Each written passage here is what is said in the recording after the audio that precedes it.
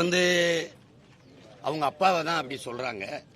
அம்மையார் கனிமொழி வந்து பெரியாரை இழிவுபடுத்தும் கூலிகளை எதிர்த்து அரசியல் செய்ய வேண்டியது இருக்குதுன்ட்டு அவங்க அப்பாவையும் அந்த கட்சியினுடைய தோற்றுனர் ஐயா பேரறிஞர் அண்ணாவையும் தான் சொல்றாங்க. ஏன்னா நான் வந்து பெரியாரை இழிவுபடுத்தலை. பெரியார் என்ன பேசியிருந்தாரோ எழுதியிருந்தாரோ அதை எடுத்து பேசுறேன். பெரியாரை பற்றியே பேசுகிறார்கள் இந்த பெருமக்கள், அம்மையார் கனிமொழி உட்பட. பெரியார் என்ன பேசினாரு, பெரியார் என்ன எழுதி வச்சாருன்னு எடுத்து பேச உங்களுக்கு யாருக்கும் துணிவு. பெரியார் யார் தெரியுமா, பெரியார் யார் தெரியுமான்னு கேட்குறீங்க. தெரியல சொல்லுங்கன்னா சொல்ல மறுக்கிறீங்க. பெரியாரை இந்த தமிழ்நாட்டில் திமுக அளவிற்கு அந்த கட்சியின் தலைவர் பேரறிஞர் அண்ணா ஐயா பெருமகன் கருணாநிதி அவர்களை விட யாராவது இழிவா பேசியிருக்காங்களா? நீங்க சொல்ற பெரிய கூலி அம்மையார் கனிமொழி அவர்களே, நீங்க பேசுற பெரிய கூலி உங்க அப்பா தான்.